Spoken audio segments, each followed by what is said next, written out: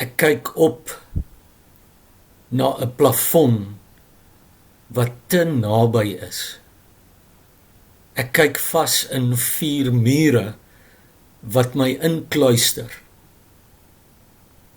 Waar sal my hulp vandaan kom? My hulp is van die Here wat hemel en aarde gemaak het. P. Jesu is nie 'n lied wat tipies deel is van 'n Paasondag liturgie nie, maar vanoggend se aanbidding begin wel met die gebed. Dit is 'n opname van 'n wonderlike kwartet van manstemme, almal lidmate van Parelvallei gemeente, wat afsonderlik van mekaar tydens die inperking opgeneem is en deur Laudiforie bymekaar gevoeg is. Ons luister vanoggend bidend daarna en dink aan duisende mense wat wêreldwyd die afgelope tyd gesterf het. En ook aan geliefdes wat agterbly, besmoontlik sonder om behoorlik te kon groet. Mag God om oor hulle ontferm en aan hulle rus gee. Ons bid vir 'n wêreld in nood, vir vrede wat alle verstand te bowe gaan.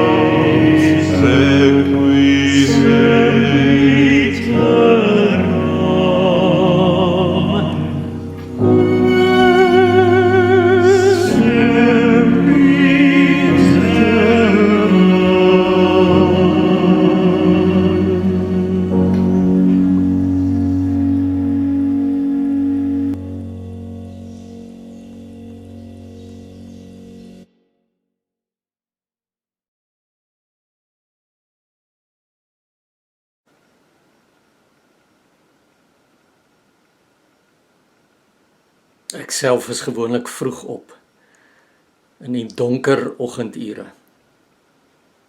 Normaalweg staan Henriette rukkie na my op en sit sy en ek fluisterend en koffie drink tot die kinders wakker word. En die afgelope tyd is die een of die ander of albei ons seuns ook soms vroeg op, dan fluister kuier ons saam in die kombuis waar ons koffie maak, later ontbyt. Themba vra nou die dag vir my, toe ons almal al wakker is en ek nog steeds fluister, Papa, kom fluister jy? Wat my toe laat wonder, hoekom fluister mens enigsins so in die vroeë donker? Is dit dalk omdat mens so vroeg in die dag nog half onseker is van jouself, dat die sekerheid eers saam met daglig kom? Dalk reflekteer ons stemme iets van ons onsekerheid, oor wat presies jou oë sien, van waarheen jy dit kan waag om die volgende tree in die donker te gee. Feit is, fluisterstemme pas vir my by die skemerdonker oggendure. Die opstandingsverhale, die gebeure van Paasondag in al 4 die evangelies, klink nie dadelik na 'n uitbundige vieringsgeleentheid nie. Nie een van die evangelieskrywers praat oor Jesus se opstanding asof dit onmiddellik aanleiding gegee het tot 'n vreugdevolle partytjie nie.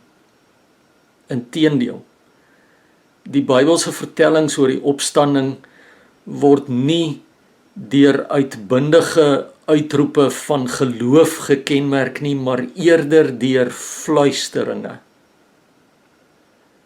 Fluisterstemme vertel van verwarring, vrae, vrees, verbasing, frustrasie. Johannes begin sy vertelling oor die opstanding met die woorde vroeg, op die eerste dag van die week, toe dit nog donker was. En ek vermoed dat die meeste van die dialoog in die gedeelte wat Helena uit Johannes 20 voorlees, ook in fluisterstemme was.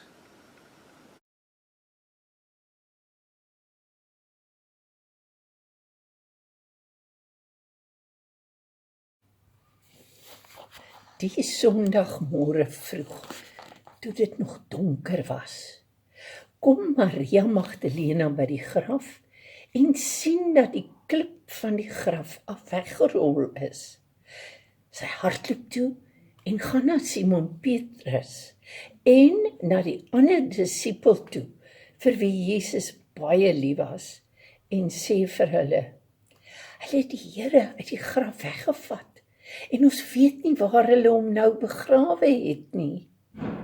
Petrus en die ander disipel het toe uitgekom en na die graf toe gegaan.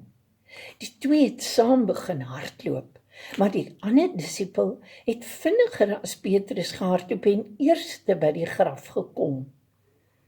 Toe hy vooroor buig, sien hy die doeke lê, maar hy het nie ingegaan nie.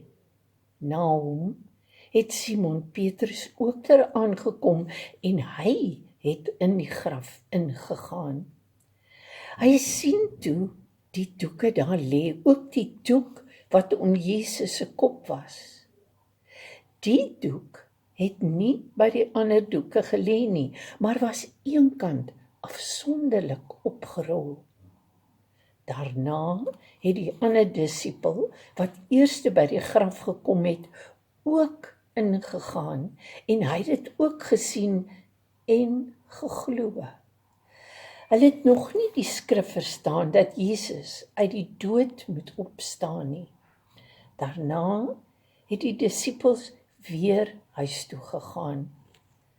Maar Maria het buite by die graf bly staan en huil. Terwyl sy huil, het sy vooroor gebuk om in die graf in te kyk. Toe sien sy 2 engele met wit klere aan daar sit, waar die liggaam van Jesus gelê het, een waar die kop en een waar die voete was. Hulle vra toe vir haar, "Mevrou, waarom huil jy?" Sy antwoord hulle, "Omdat hulle my Here weggevat het, en ek weet nie waar hulle hom nou begrawe het nie." Nadat sy dit gesê het, het sy omgedraai en vir Jesus daar sien staan, maar sy het nie geweet dat dit hy is nie. Jesus vra haar toe, "Mevrou, waarom huil jy? Vir wie soek jy?" Sy het gedink, dis die tuinopsigter en sy het vir hom gesê, "Meneer, as hy hom weggevat het, sê vir my waar hy hom begrawe het, en ek sal hom daar gaan haal." Jesus het vir haar gesê, "Maria."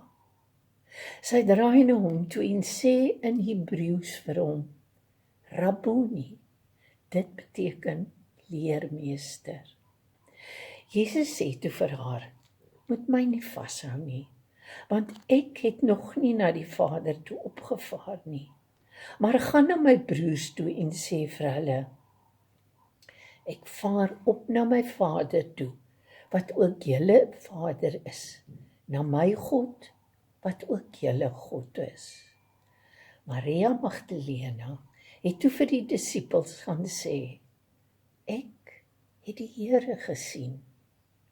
En sy het ook vertel wat hy vir haar gesê het.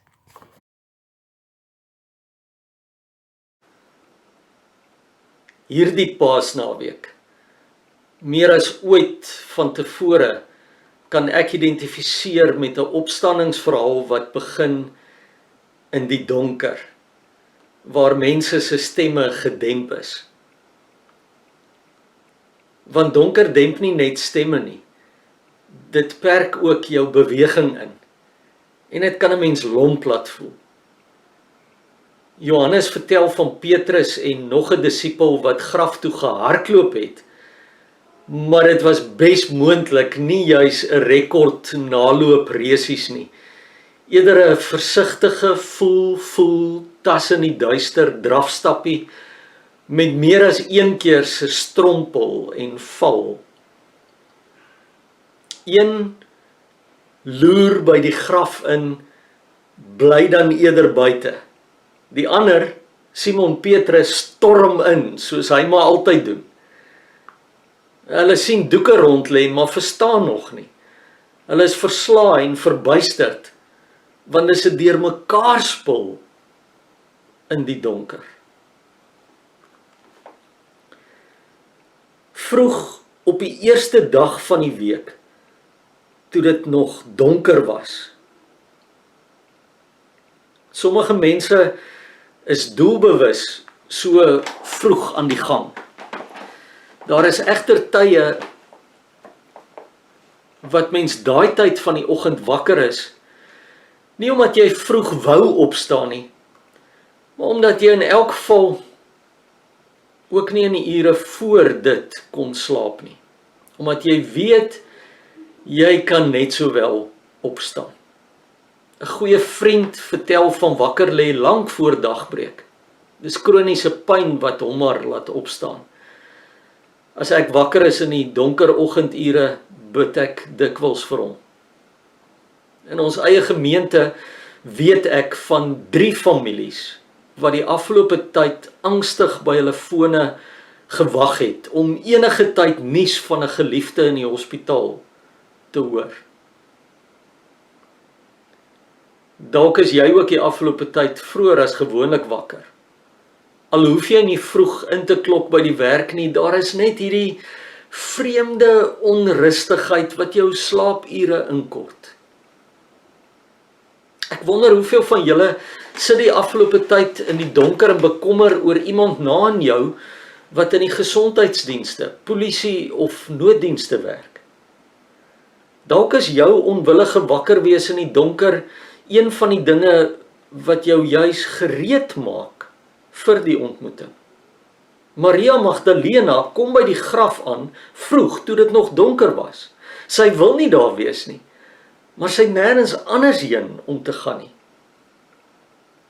Wat sy gesien het 2 dae van tevore op Golgotha, dit wat gebeur het met haar leermeester aan die kruis en wat geëindig het by hierdie graf, hou haar wakker. Verlies, benoudheid, pyn, angstigheid, siekte of dood, hartseer, bekommernis of teleurstelling, laat jou opstaan terwyl dit nog donker is. Gaan soek jy vir lewenssin, vir rigting te midde van jou koersloosheid, vir die moed om vas te byt, op te staan, sterk te staan, vir 'n uitsig op 'n beter toekoms, op enige toekoms, vir verligting van die pyn, vir 'n uitkoms uit hierdie doodloopstraat, vir geselskap in jou eensaamheid.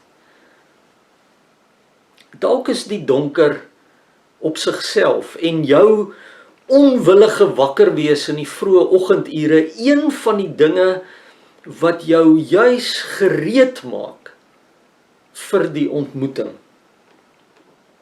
Maria staan buite die graf en huil. Terwyl sy huil, buig sy vooroor na die graf en sien 2 engele met wit klere daar sit, waar die liggaam van Jesus gelê het. Een waar die kop en een waar die voete was. Hulle vra toe vir haar, vrou, waarom huil jy?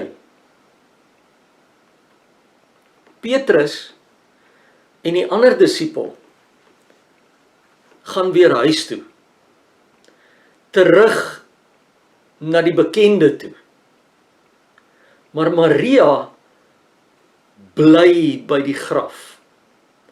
Sy het die moed om te vertoef op onbekende terrein. As jy al by die graf of 'n nissie met as van 'n geliefde gerou het, sal jy weet, dis die plek waar jy gekonfronteer word met die afwesigheid van die mens wat jy liefgehad het. Die plek waar jy die werklikheid van verlies in die gesig staar.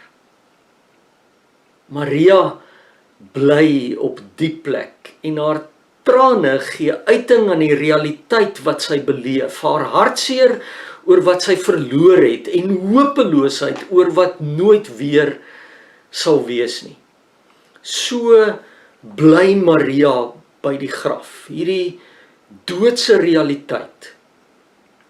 Sy hoor die waarom huil jy vraag die eerste keer en antwoord die engele wat dit gevra het.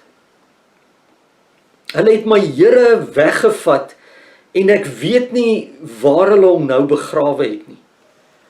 Nadat sy dit gesê het, het sy omgedraai en hom daar sien staan, maar nie besef dat dit Jesus is nie. As alles tot hiertoe nie gefluister was nie, is ek redelik seker die volgende woorde van Jesus was wel. Vrou, waarom huil jy? Wie soek jy? Die engele het reeds die vraag pas gevra, maar Jesus fluister vra dit 'n tweede keer. Dalk sommer net om haar aan te moedig om maar net mens te wees. Blaai jy so 'n paar hoofstukke terug in Johannes, dan kry jy in hoofstuk 11 die kortste versie in die Bybel, Johannes 11 vers 35. Jesus het gehuil. Wanneer Jesus by die graf van sy vriend Lazarus kom, huil hy. Want as mens ervaar hy die gebroke wêreld net so stikkend soos ons.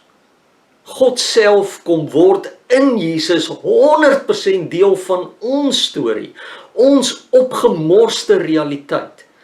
Hy weet hoekom Maria huil by die graf van 'n vriend en hy laat haar mens wees. Hy gee haar kans om haar pyn te verwoord. Hoekom huil jy? Jy sal ver soek vir 'n beter vraag om te vra vir die tyd en plek waar ons onsself bevind hierdie Paase. Waarom huil jy? Huil jy oor mense wat gesterf het weens 'n gevreesde siekte?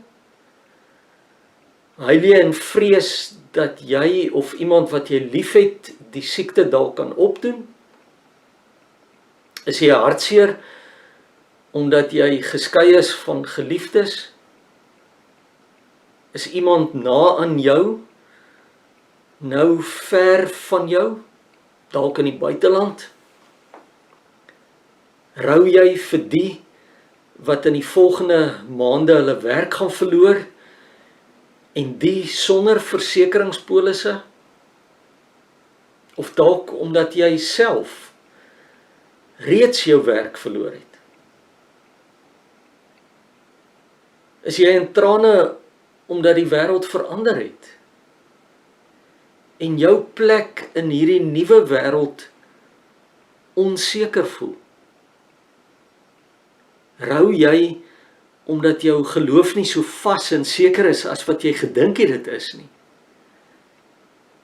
Mis jy dalk gewoon die bekendheid, die weeklikse ritme van viering, ritueel en gemeenskap van gelowiges? Huil jy omdat jy alleen is? Huil jy vir jou kinders of kleinkinders wat 'n wêreld met reuse naskokke van die krisis tans gaan erf? Waarom huil jy?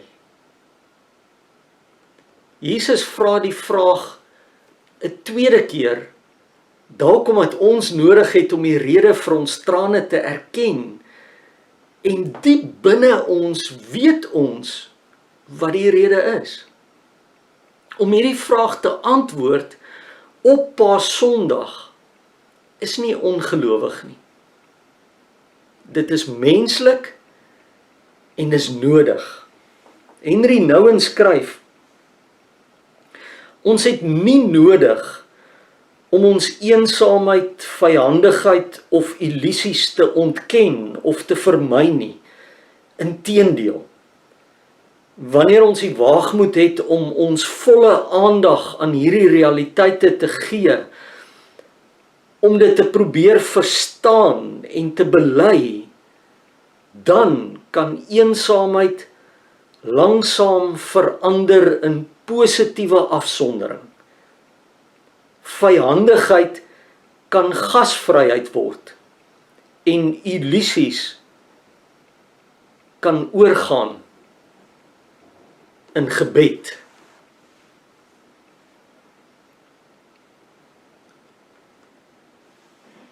Jesus vra haar toe, vrou, waarom huil jy? Vir wie soek jy? Sy het gedink, dit is die tuinopsigter en sy het vir hom gesê, meneer, as u hom weggevat het, sê vir my waar u hom begrawe het en ek sal hom daar gaan haal. Jesus het vir haar gesê, Maria.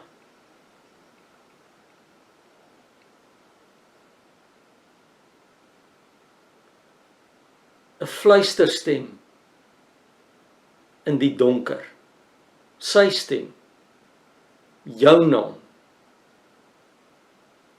Ruda, Christel,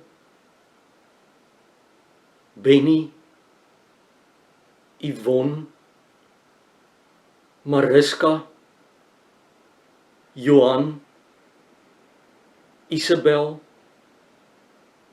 Elaine, Louis, Marna, Sannelies, Shaal, Greta,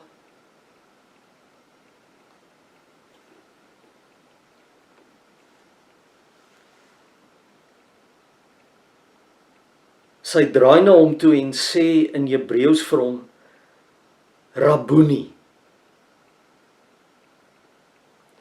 Debbie Thomas skryf, in my eie lewe is helderheid, hoop en genesing iets wat kom wanneer ek bereid is om in donker, verlate plekke te vertoef.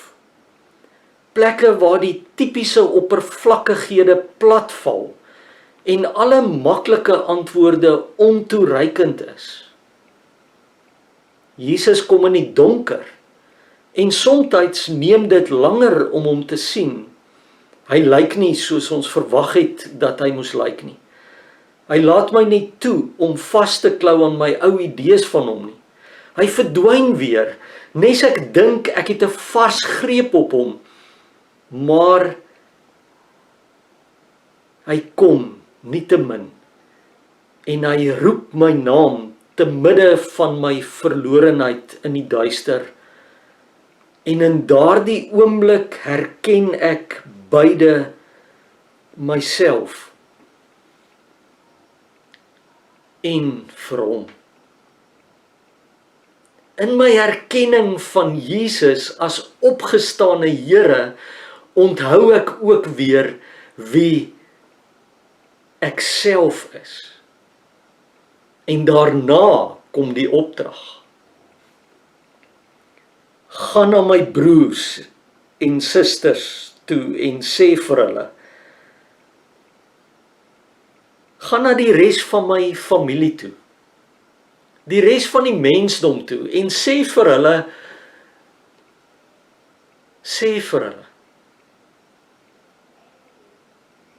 ek wonder of dit steeds skemerdonker was, toe Maria Magdalena by die ander disippels aangekom het.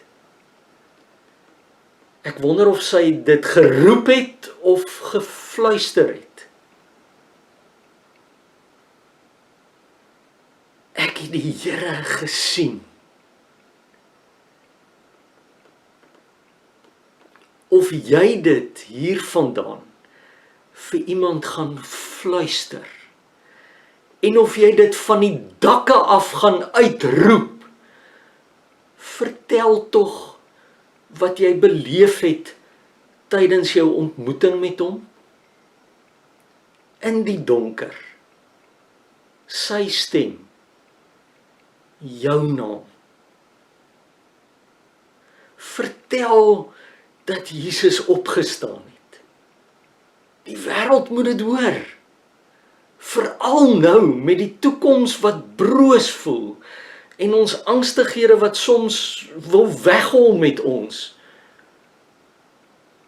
Moet ons dit vir mekaar en vir die wêreld sê.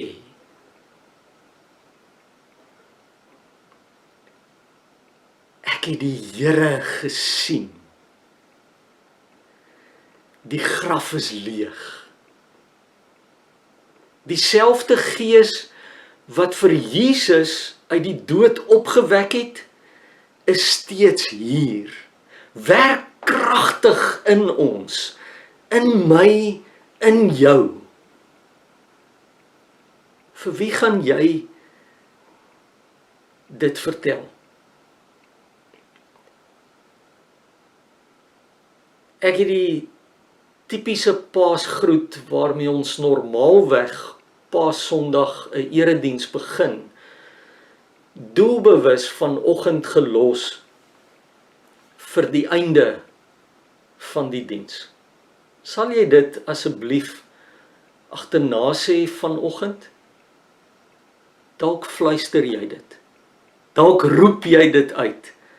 Sê dit ten minste hoorbaar agterna.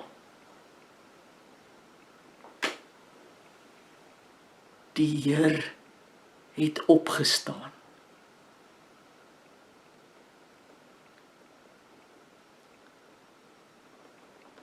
Die Heer het opgestaan.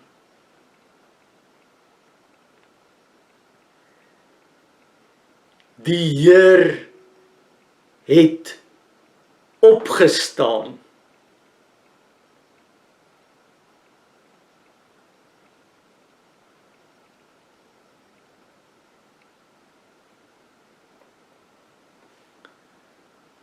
Amen.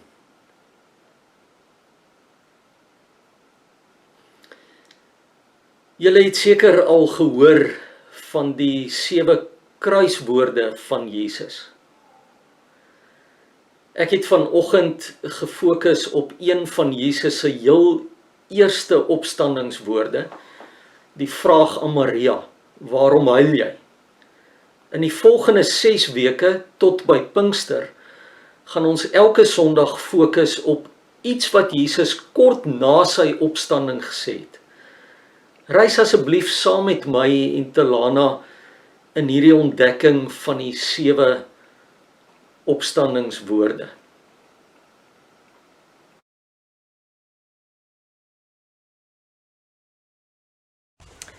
Perdevallei se koor het Lord of the Dance by 'n kooroefening op die 16de Maart opgeneem. Dit was ons laaste oefening voor die inperking.